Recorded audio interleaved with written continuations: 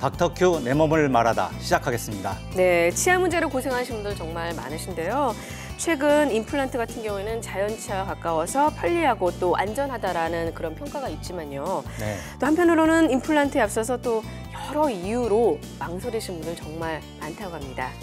어떤 분들은 이빨 하나 빠지는 게 무슨 대수냐 이런 생각을 가지시는 분들도 있지만요. 네. 빠진 이빨 그대로 방치하면 그 주위에 있는 이빨이 쏟아지게 됩니다. 그렇죠. 그래서 더 큰 문제를 야기시킵니다. 네, 임플란트 시술을 앞두고 계시다면요. 무엇보다 현재 나의 치아 상태를 잘 알아야 한다고 합니다. 이번 시간에는요. 임플란트 부작용 사례와 함께 바르고 빠른 임플란트 시술에 대해서 알아보도록 하겠습니다. 도움 말씀 주실 김승수 원장님 모셨습니다. 안녕하세요, 원장님. 네, 안녕하세요. 네, 오늘은 임플란트를 시술을 하면서 나타날 수 있는 부작용에 대해서 알아보고 있습니다. 환자들이 제일 가기 싫어하는 것 중에 하나가 치과입니다. 특히 그 이빨을 환자 표현에 의하면 이빨을 간다고 하죠.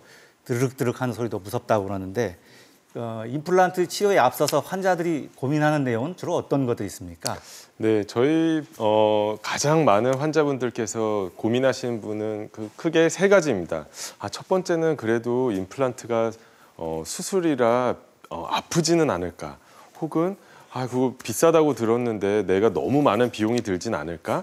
혹은 얼마나 오랜 시간 동안 몇 번이나 왔다 갔다 해야 될까를 가장 많이 고민하십니다. 하지만 저는 여기에서 가장 강조되고 싶은 것이 바로 예후입니다. 무조건 비용이 싸다고, 한 번만에 끝난다고, 무조건 안 아프다고 했다가 불과 3, 4년도 안 돼가지고 탈이 나는 임플란트가 너무 많습니다.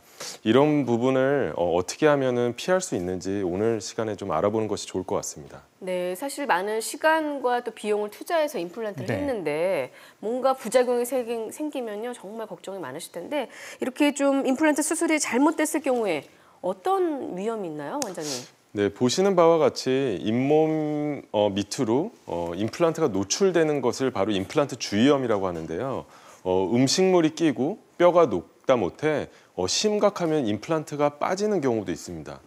이거와는 또 다르게 다른 부작용으로는 신경 손상이 일어날 수 있는 것인데요. 임플란트를 잘못된 방향으로 신경을 침범하게 되면은 영구적인 감각의 마비가 오게 됩니다.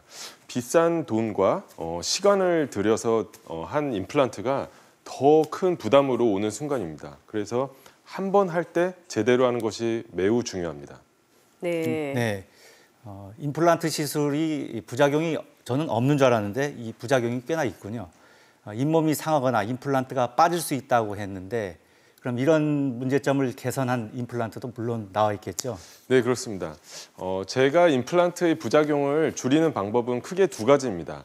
첫 번째는 임플란트를 수술하는 방식입니다. 바로 내비게이션 임플란트라는 것인데요. 환자의 잇몸과 치아, 뼈 상태를 그대로 컴퓨터에 재현하고 거기에서 컴퓨터에서 모의 수술을 해봅니다. 환자의 상태를 그대로 재현한 상태에서 수술을 해보기 때문에 안전하고 피해야 될 신경, 혈관 조직들을 피하며 이상적인 방향으로 임플란트를 식립을 컴퓨터에서 해보고 그 결과를 그대로 환자한테 재현하는 방식이기 때문에 안전하고 정확합니다. 두 번째는 임플란트 그 자체인데요. 임플란트는 생산이 되자마자 탄화수소라는 물질이 표면에 침착되면서 뼈와 임플란트가 붙는 골유착이라는 현상이 점점점 떨어지게 됩니다. 하지만 수술 전에 특수한 파장의 광활성화된 자외선을 조사하게 되면은 왼쪽 그림에서 보는 바와 같이 물, 피와 서로 사이가 안 좋은 상태였다가 물이랑 피가 쭉 나사선을 타고 빨리 올라갈 수 있을 정도로 아주 친해진다는 것입니다. 이 말은 세포, 단백질이 임플란트 표면에 잘 달라붙게 되고 이는 골유착, 즉 임플란트가 뼈와 붙는 성질이 훨씬 높아지게 된다는 것이죠. 이 두 가지를 통해서 부작용을 줄이고 예후를 더 보장할 수 있다고 생각됩니다. 네, 그렇군요. 네, 임플란트 치료 이후 부작용으로 고통받고 계신 분들께서는요. 언제든지 저희가 전화 상담 연결돼 있으니까 전화 주시기 바라겠습니다. 026938-2060, 026938-2060이고요. 많은 참여 부탁드리겠습니다. 닥터큐 내 몸을 말하다 시작하겠습니다.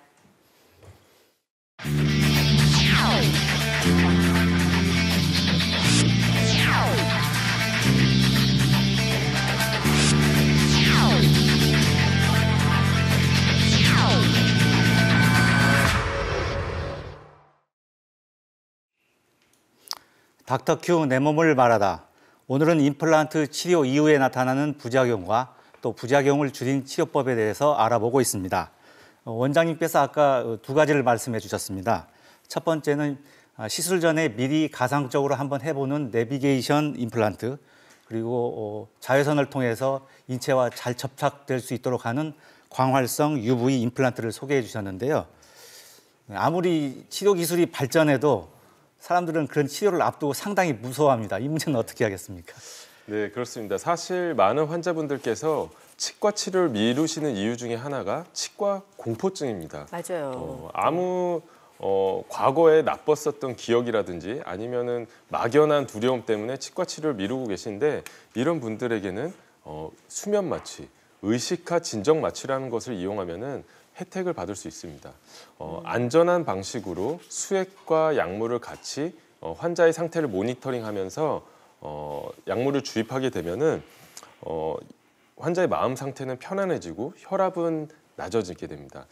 단순히 치과 공포증뿐만 있는 분만 아니라 나는 마취가 좀 잘 안 된다, 혹은 한 번에 여러 개의 시술을 받고 싶은데 좀 부담이 된다, 혹은 나는 구역질 반사가 좀 있거나 아니면은 좀 그래도 마음이 좀 편안한 상태에서 시술 받고 싶으신 분들께 희소식일 수 있습니다. 이미 오래전부터 적용된 방식이고 안전한 방식입니다.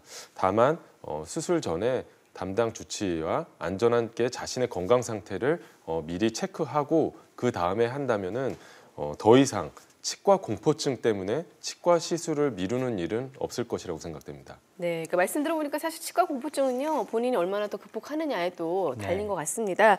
자, 그렇다면 실제 소개해 주신 그 치료법으로 이렇게 치료된 사례가 있나요? 어떻습니까? 네, 그렇습니다. 직접 화면을 보면서 설명드리는 것이 좋을 것 같은데요.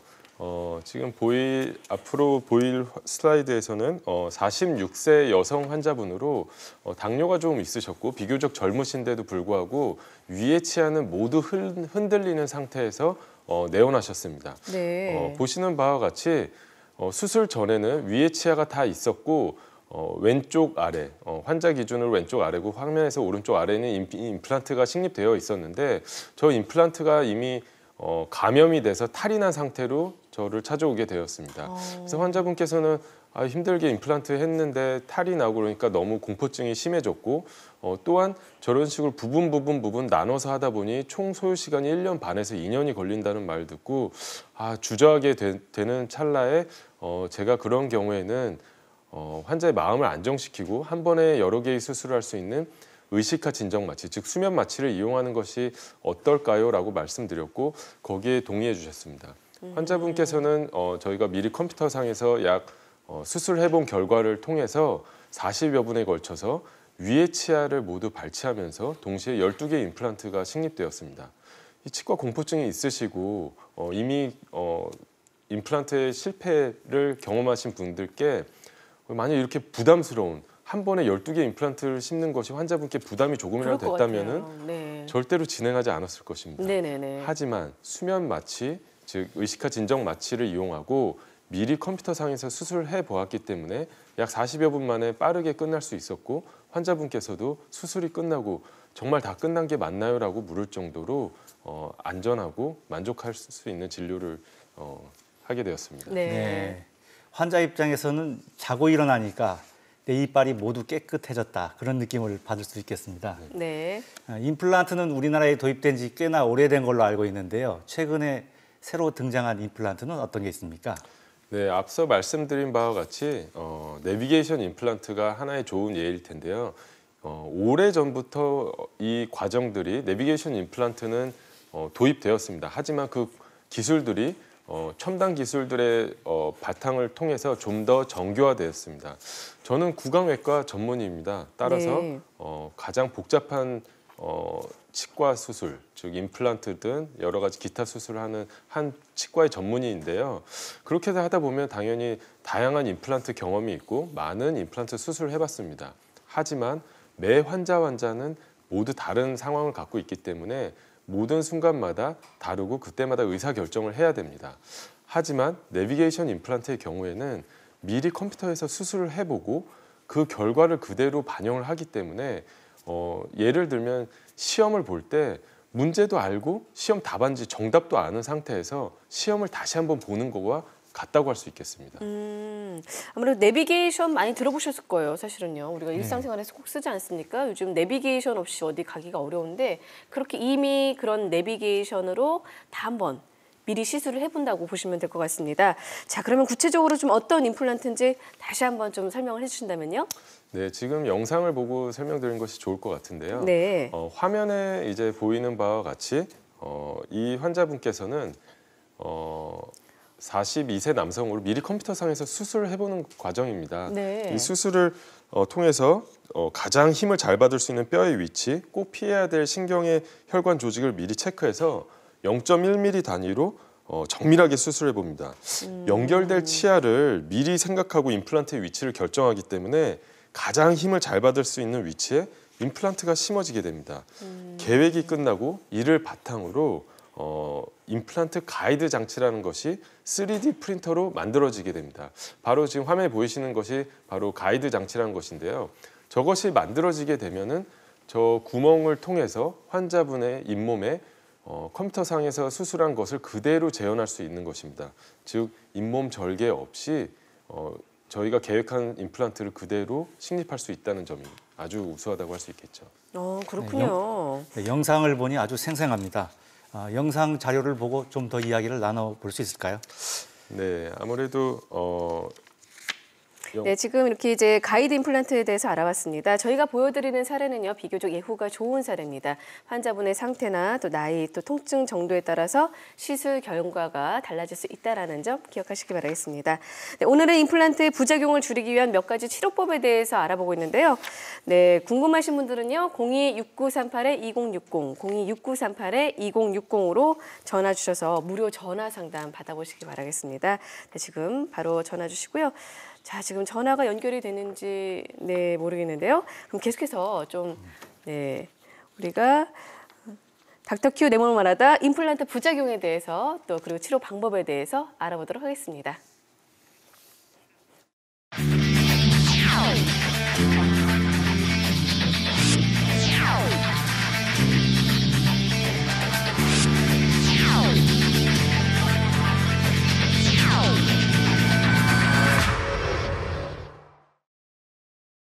네, 지금 임플란트 시간을 한번 좀 비교해 주신다면요. 네. 네, 기존 방식과 현재 방식의 임플란트는 시간적으로도 차이가 납니다.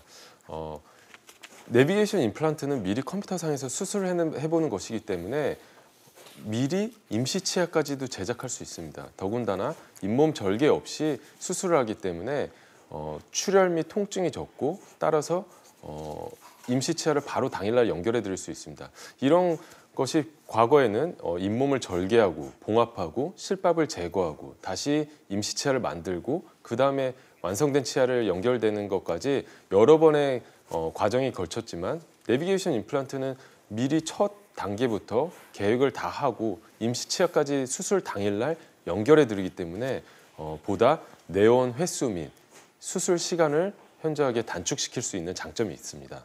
네, 자 지금 시청자 전화 연결이 돼 있다고 하는데요. 시청자와 만나보도록 하겠습니다. 여보세요?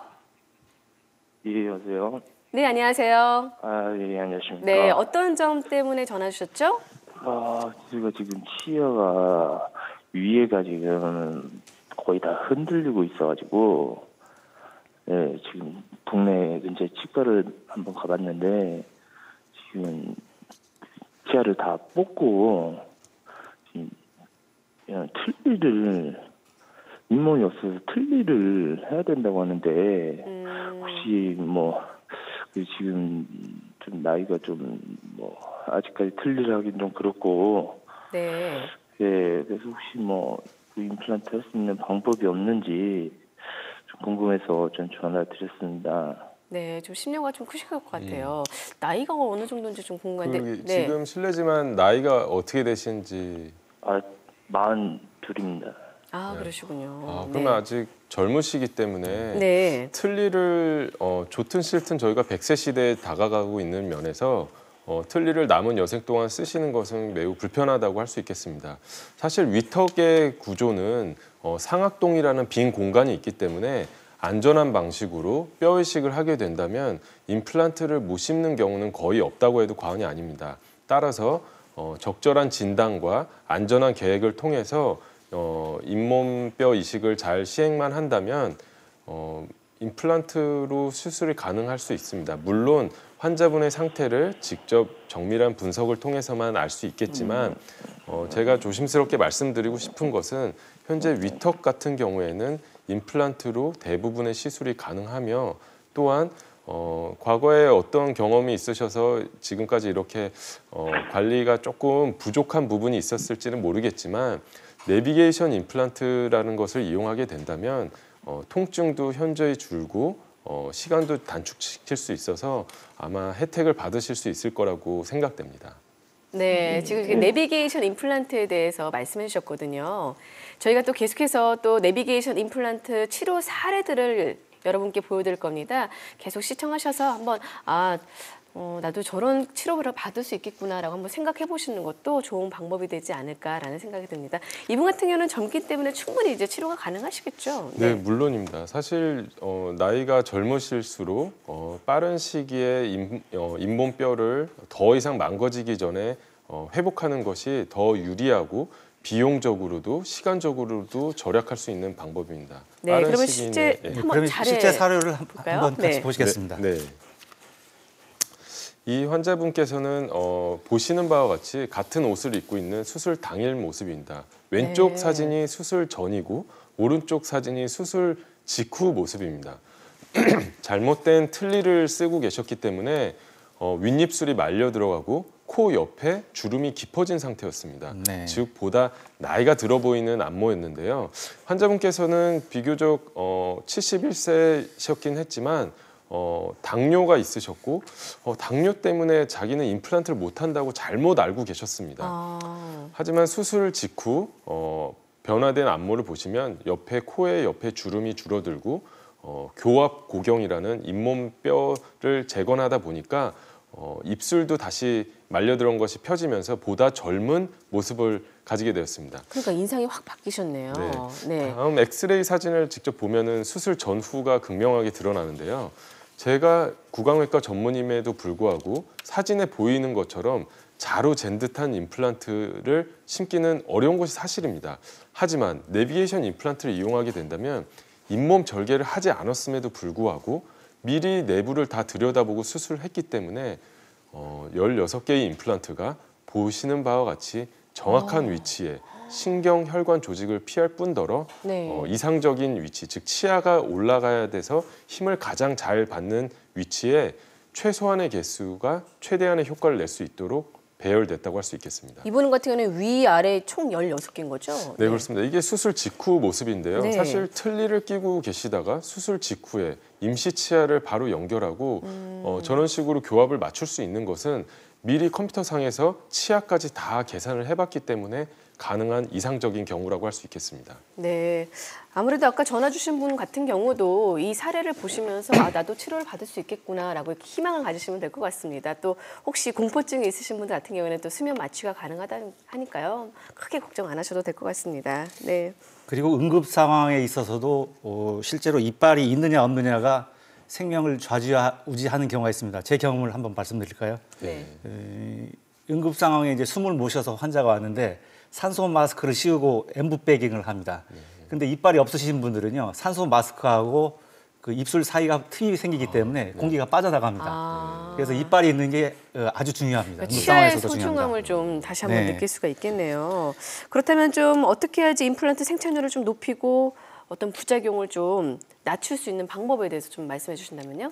네, 아까 처음에 설명드린 바와 같이 제가 임플란트의 부작용을 줄이는 두 가지 방식 중 임플란트 그 자체에 관한 것입니다. 즉, 특정 파장의 자외선을 수술 전에 임플란트에 조사하게 되면요, 임플란트 뼈 주위에 뼈와 임플란트가 잘 붙는 골 유착 과정이 촉진되게 됩니다. 즉, 피와 세포, 단백질이 임플란트 표면에 잘 달라붙게 되다 보니까 당연히 뼈와 임플란트의 생착률, 골 유착이 높아지게 되고 이를 바탕으로 초기 치유 단계부터 높은 수준의 강력하고 튼튼한 임플란트를 기대할 수 있게 됩니다. 이게 과거 2008년도 UCLA 대학의 오가와 교수라는 분이 연구를 시작하게 되고 수백 편의 국제학술지에서 이미 검증이 된 방식인데 굉장히 안전한 방식이고 앞으로 많은 임플란트가 이 방식으로 넘어갈 것으로 기대가 되고 있습니다. 네, 또 저희가 영상 준비했는데요. 영상 보면서 이야기 좀 더 나눠볼까요? 네, 직관적으로 잘 설명해주는 영상입니다. 왼쪽에 보이는 광활성화된 임플란트는 피가 나사선을 따라서 쭉 올라오게 됩니다. 반면 일반 임플란트는 깊게 적셔도 피와 잘 적시지 않게 됩니다. 기존 임플란트 역시 몇 개월이 지나면 결국은 뼈와 붙게 됩니다. 하지만 광활성 임플란트의 경우 초기부터 골 유착이 높아질 수밖에 없고 이는 임플란트의 성공률을 높이는 것은 물론이고 당뇨병을 가지고 계신 분 혹은 골 이식 환자분 혹은 고령의 환자분께도 당연히 유리할 수밖에 없습니다. 이런 기술을 바탕으로 안전하게 바로 치아와 연결할 수 있는 것입니다.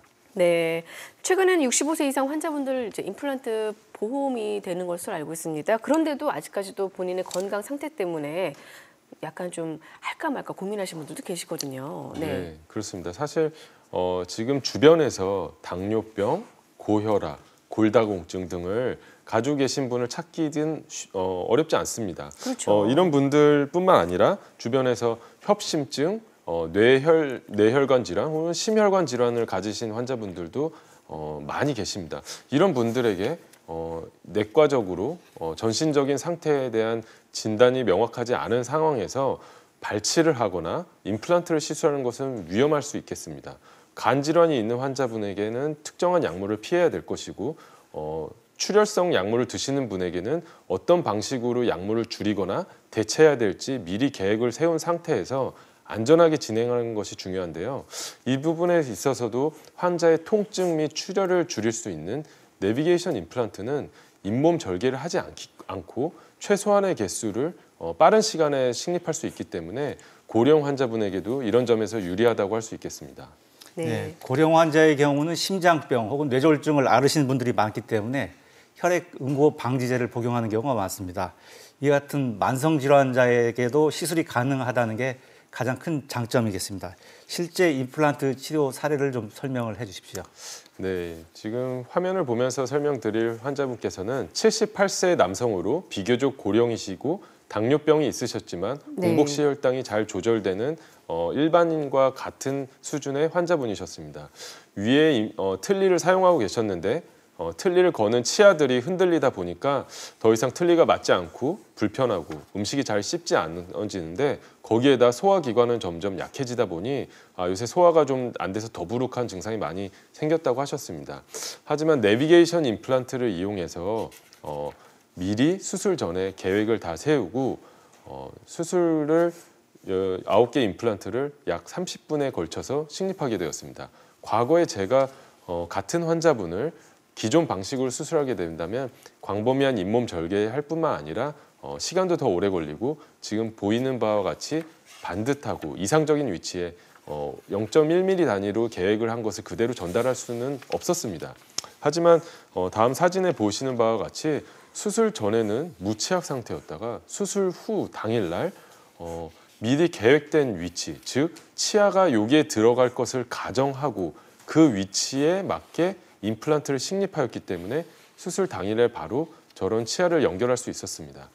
저 치아는 임시 치아이고 첫날부터 갈비, 깍두기를 드실 수는 없지만 부드러운 음식을 드실 수 있다는 점에 있어서 매우 환자분께 환자 중심의 진료에 조금 더 다가갔다고 할 수 있겠죠. 네, 제가 아는 분 같은 경우는 임플란트를 했는데요. 임플란트 같은 경우는 인공 치아잖아요. 그러다 보니까 모양이 예쁘게 떨어지는데 네. 본인의 이는 그렇지가 않더라고요. 네. 그래서 거기에서 나오는 약간 두려움 때문에 아니면 좀 너무 좀 교정을 먼저 해야 되지 않을까 이런 고민하는 분도 봤습니다. 어떻습니까? 네, 정확합니다. 사실 임플란트 수술을 하고 싶어도 이미 치주 질환을 앓고 있는 동시에 치아 사이가 점점 벌어지고 치아가 연결이 좀 나빠진 상태에서 수술하게 되는 경우가 있습니다. 실제 사례를 보면서 설명드리는 것이 좋을 것 같은데요. 네. 이 환자분께서는 새가 좀 벌어지고 그 간격이 넓어졌기 때문에 어금니 쪽에 임플란트를 저 위치를 바탕으로 수술하게 되면 결국은 심미적인 것뿐만 아니라 치주적으로도 장기적인 예후가 좋지 않은 상태에서 수술이 끝나게 될 수밖에 없습니다.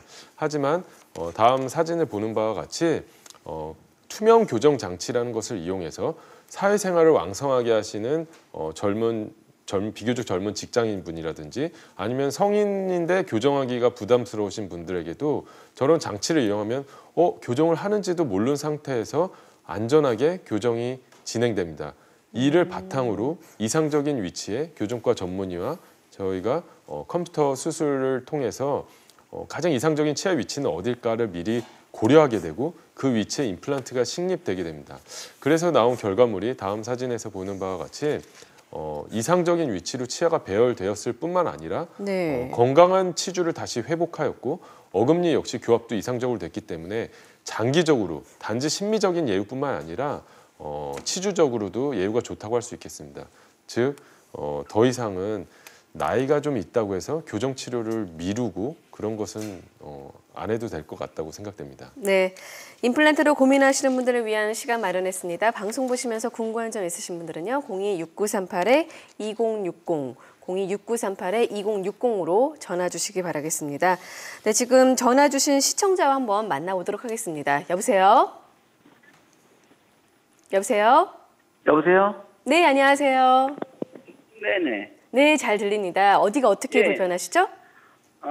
저는 당뇨병 환자인데요. 네. 제가 인슐린 맞고 있거든요. 네. 근데 우측에 아래쪽에 이가 전혀 어금니 쪽이 없는데 그게 불편해서 제가 동네 치과를 몇 군데 가봤었는데 어떤 병원은 된다고 그러고 어떤 병원은 안 된다고 그러고 그런 내용을 해서 이거를 임플란트를 해야 될지 안 해야 될지 그래서 잘 몰라서 그러는데 한번 그런 게 좀 여쭤보려고요. 네, 그러셨군요. 이분 같은 경우는 네. 병원마다 약간 좀 진단이 좀 다른 것 같아요. 네, 아무래도 치과 분야도 세분화된 전문의가 존재하는데요. 저 같은 경우는 구강외과라는 곳을 전공했다 보니 일반적인 신경치료 같은 치과 치료에서는 좀 거리가 멀고 사실은 좀 더 복잡한 임플란트 수술, 양악 수술, 구강암 수술에 더 가까운 진료를 해왔었습니다. 지금 환자분께 제 경험을 바탕으로 말씀드리면 인슐린을 맞고 계시다는 거는 과거에 당뇨가 좀 조절이 안 되다가 결국은 약을 좀 더 그런 것을 인슐린 주사까지 넘어가신 걸로 알고 있는데 생활 습관이 잘 조절되고 내분비내과 선생님과 협의하에 당뇨가 어느 수치 이상 올라가지 않는 것이 확인만 된다면은 뼈 이식을 하건 임플란트를 하건 예후는 일반인과 크게 달라지지 않을 수 있습니다. 따라서 안전한 진단을 통해서 어금니 쪽이 오랜 시간 동안 방치가 되면 오른쪽 위에 어금니도 내려올 수밖에 없고 그렇게 되면 나중에 임플란트를 하고 싶어도 공간이 모자라서 위에 치아도 건드려야 되는 상황이 있을 뿐만 아니라 왼쪽 부분으로 계속 씹다 보면 건강했던 왼쪽 치아도 약해질 수밖에 없습니다. 이런 종합적인 문제가 생길 수 있기 때문에 가능하다면은 조기에 회복을 하는 것이 유리하다고 할 수 있겠습니다. 네, 어떻게 보면 지금 좀 빨리 최대한 치료를 미루지 않고 하시는 게 좀 도움이 될 것 같고요. 저희가 계속해서 이 내비게이션 임플란트에 대해서 말씀을 나누고 있습니다. 또 전신질환 있으신 분들도 충분히 시술 가능하다고 하니까요. 그 점 꼭 고려해 보시길 바라겠습니다. 전화 주셔서 감사합니다. 네. 계속해서 이제 그러면 지금 내비게이션 임플란트 수술했을 때 혹시 어떤 부작용이나 주의할 점 같은 건 없을까요? 네, 내비게이션 임플란트 방식은 신경 손상, 출혈 등의 위험성은 상대적으로 낮다고 보시면 됩니다.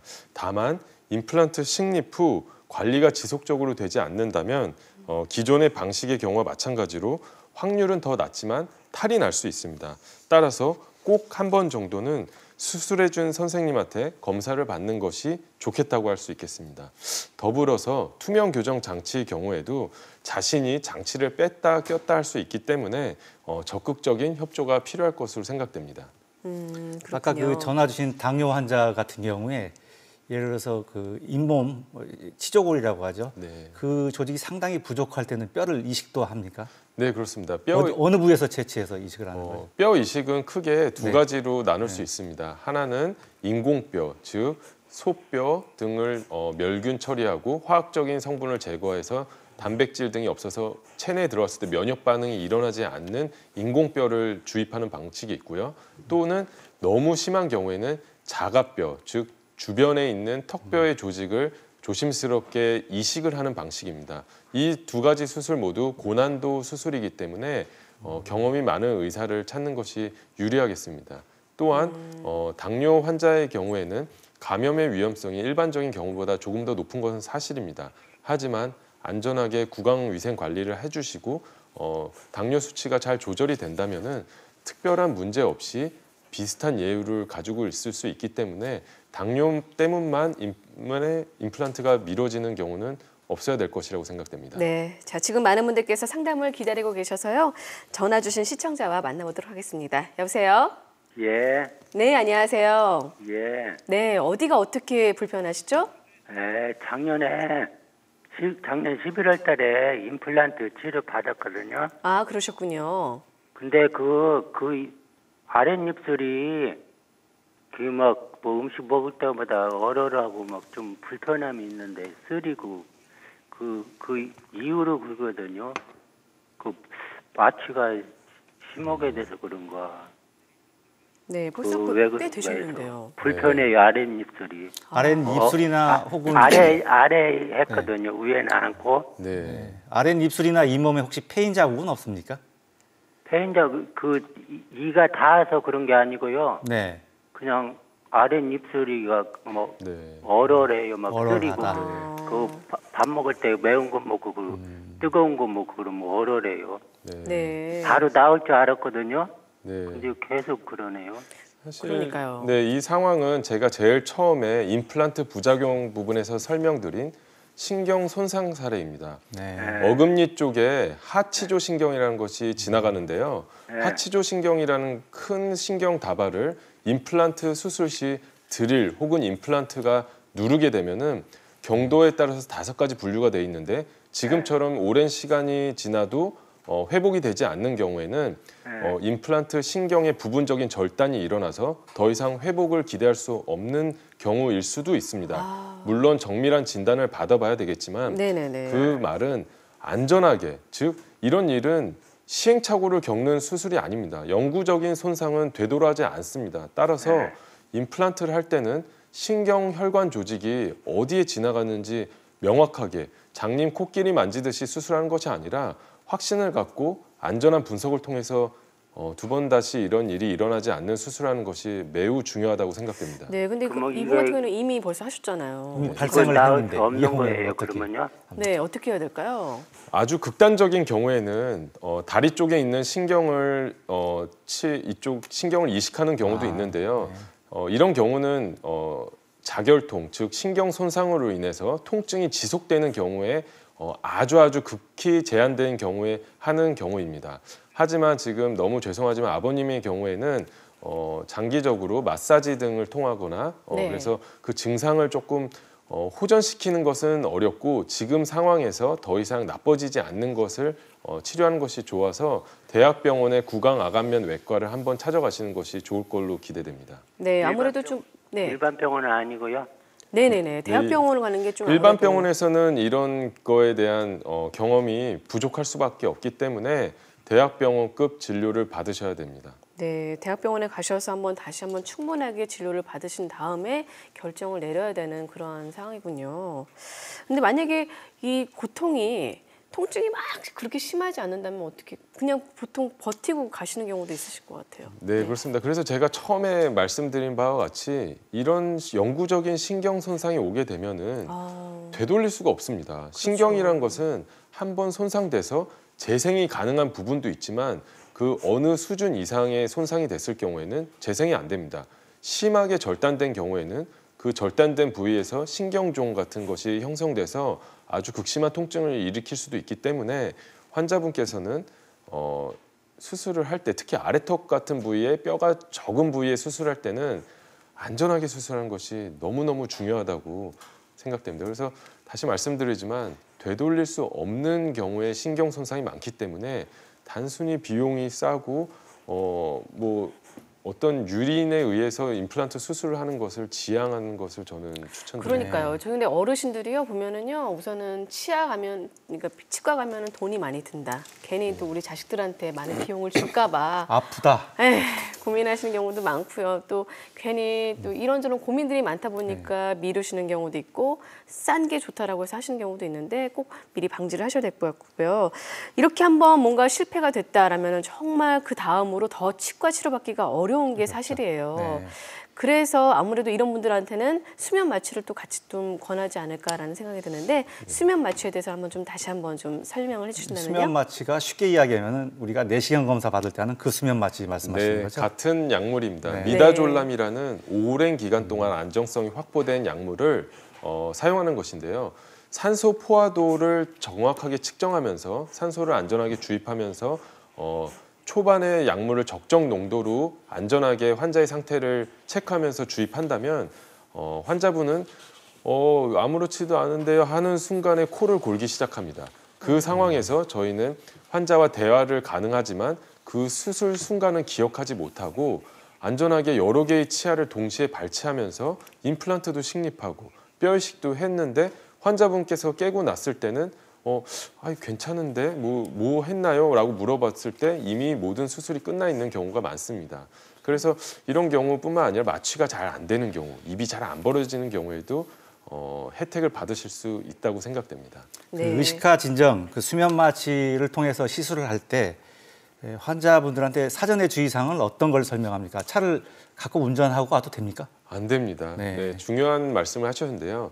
의식화 진정 마취를 하기 전에는 미리 혹시 모를 상황에 대비해서 안전하게 저희 병원에서 모든 병원에서 좀 휴식을 취하고 그다음에 의식이 돌아온 상태에서 보호자와 동행하여 귀가하는 것을 필수적으로 합니다. 또한 혹시 모를 상태에 대비해서 약간 공복시로 내원하는 것을 추천합니다. 약간 16개부터 12개까지 동시에 하신 분들 하루에 가능하다고 하셨잖아요. 그러면 아침에 오셔가지고 거의 한 몇 시간 정도 걸리는 거죠? 네. 주로 오전에 오시면은 네. 오전 내에 끝나게 됩니다. 이게 과거에는 그래요? 하루 종일 걸렸었던 일인데 이런 것이 가능한 이유는 내비게이션 임플란트를 이용해서 미리 수술 계획을 다 세워놓고 네. 환자의 잇몸에 맞는 특수한 장치를 잇몸에 장착하고 수술하기 때문에 잇몸 절개 없이 따라서 통증은 줄어들고 최소한의 개수의 임플란트를 심어서 비용을 줄일 수 있을 뿐만 아니라 이런 것을 바탕으로 예후가 좋아질 수 있습니다. 따라서 수술을 바로 하게 되고 미리 만들어 놓은 임시 보철물을 수술 당일날 연결해 드리기 때문에 환자분께서는 이런 것들이 미리 준비해 놓고 있느냐 아니냐에 따라서 차이가 많이 나는 것인데 수술 계획부터 임시 치아까지 미리 준비해 놓고 수술을 하기 때문에 환자분께서는 오전에 오시면 오전에 점심 드시기 전에 부드러운 식사를 점심에 하실 수 있고 오후에 오셨으면은 오후에 수술 마치고 부드러운 식사를 저녁에 임시 치아와 함께 할 수 있는 아주 최신 방법이라고 할 수 있겠습니다. 제가 재미있는 질문을 하나 하겠는데요. 제 경험에 의하면은 수면 내시경을 받으신 분들이 깨어나셔가지고 언제 검사했냐고 따지는 분들이 있거든요. 아, 그러세요? 치과는 그런 경우는 없겠죠?